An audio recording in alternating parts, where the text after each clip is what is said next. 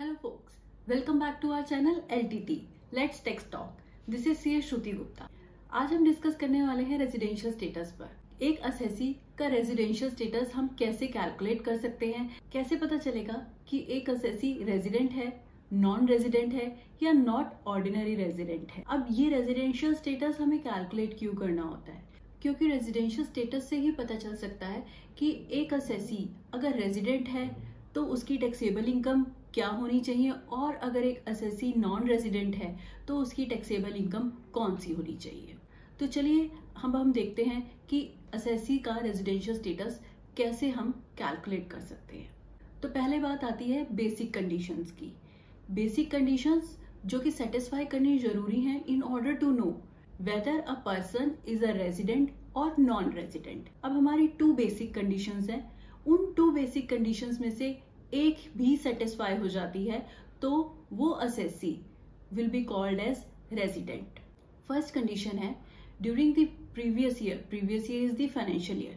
During the previous year the assessee has to be in India for 182 days और more. Second point है during the year assessee has to be in India for 62 days और more and 365 days for 4 years preceding the financial year. अगर assessee इन दोनों conditions में से, दोनों basic conditions में से कोई भी एक कंडीशन सेटिस्फाई कर लेता है then that assessee will be called as resident of India. अगर इन दोनों में से कोई भी कंडीशन सेटिस्फाई नहीं होती है देन नॉन रेजिडेंट. अब इन दोनों बेसिक कंडीशंस की 2 एक्सेप्शंस भी हैं.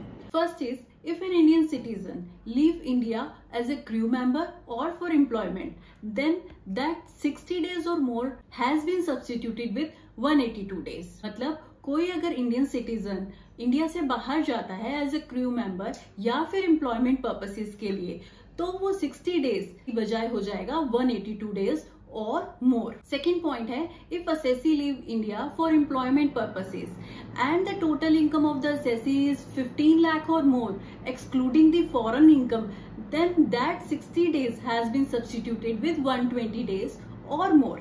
अभी इन्हीं बेसिक कंडीशन से हमें पता चलता है कि कोई एक असेसी रेजिडेंट इंडियन है या नॉन रेजिडेंट है. अब बात आती है अगर कोई एक असेसी रेजिडेंट इंडियन है कौन सी ऐसी कंडीशंस, एडिशनल कंडीशंस सेटिस्फाई करनी पड़ेगी, वो नॉट ऑर्डिनरी रेजिडेंट हो या ऑर्डिनरी रेजिडेंट हो. तो आइए अब हम डिस्कस करते हैं एडिशनल कंडीशंस. अगर एक असेसी को रेजिडेंट बट ऑर्डिनरी रेजिडेंट होना है तो उसको 2 एडिशनल कंडीशंस है, दोनों साइमल्टेनियसली क्वालिफाई करनी होगी. अभी जैसे हमने 2 बेसिक कंडीशंस स्टडी की हैं, दोनों में से एक भी सेटिस्फाई हो जाती है तो वो असेसी रेजिडेंट हो जाएगा.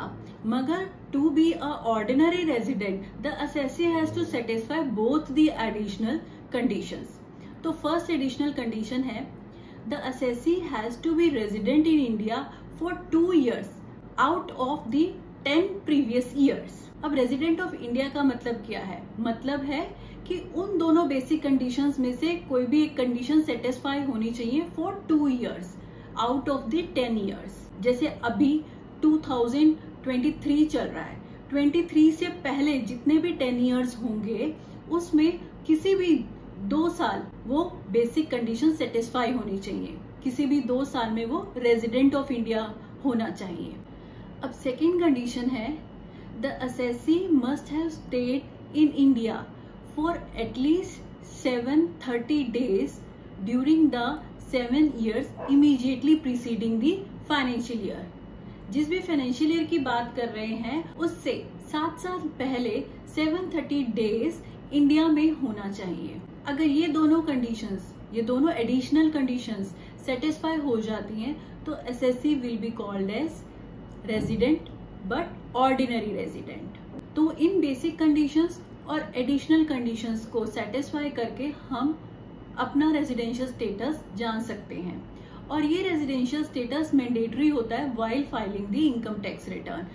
जब भी हम अपने पर्सनल इंफॉर्मेशन फिल कर रहे होते हैं तो उसमें 3rd ब्लॉक में हमसे पूछा जाता है रेजिडेंशियल स्टेटस और उसमें 3 ऑप्शंस आ रही होती है resident, non resident, resident but not ordinary resident.